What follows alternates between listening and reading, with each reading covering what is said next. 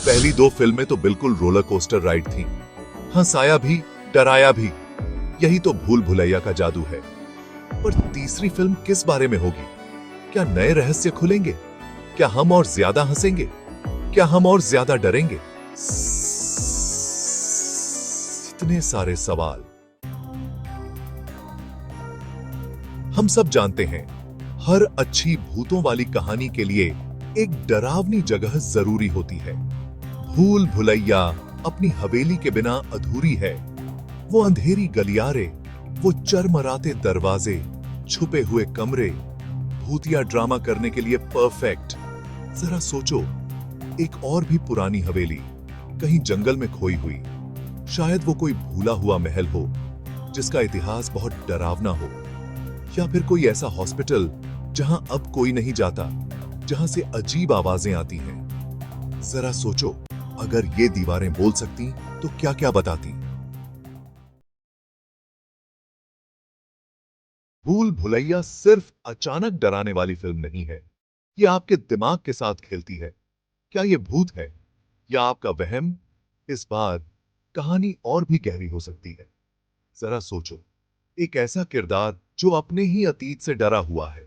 उसे चीजें दिखाई देती हैं, आवाजें सुनाई देती हैं, लेकिन क्या वो सच हैं या सिर्फ उसका वहम? और ट्विस्ट, क्या हो अगर भूत बुरा ना हो? क्या हो अगर उसे मदद की जरूरत हो? या फिर क्या हो अगर भूत ही ना हो, बस कोई बहुत चालाक इंसान हो जो हवेली के राजों का इस्तेमाल अपने फायदे के लिए कर रहा हो?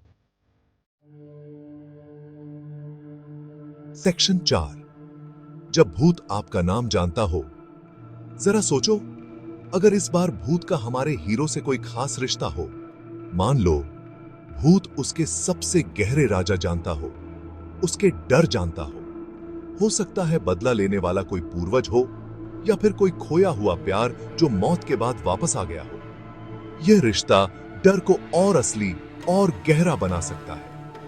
हीरो बस किसी अनजान भूत से नहीं लड़ रहा है, बल्कि खुद के ही एक हिस्से का सामना कर रहा है। उसे अपने अतीत, अपने गुनाहों, अपने सबसे बड़े डर का सामना करना होगा। सेक्शन 5, अंधेरे में हंसी, रूह बाबा और उनकी टोली की वापसी। भूल भुलैया बिना हंसी के अधूरी है। हमें अपनी कॉमेडी की खुराक चाहिए, है ना? तो रूह बाबा को वापस लाओ।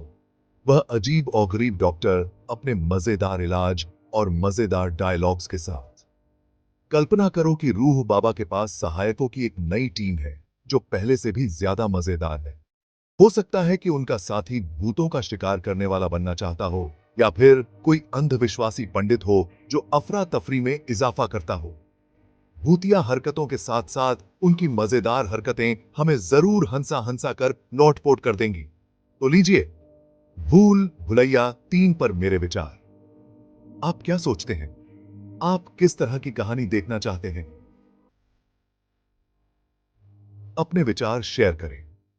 आइए इस डरावनी मजेदार फ्रेंचाइजी के अगले अध्याय की कल्पना करके थोड़ा मजा करें।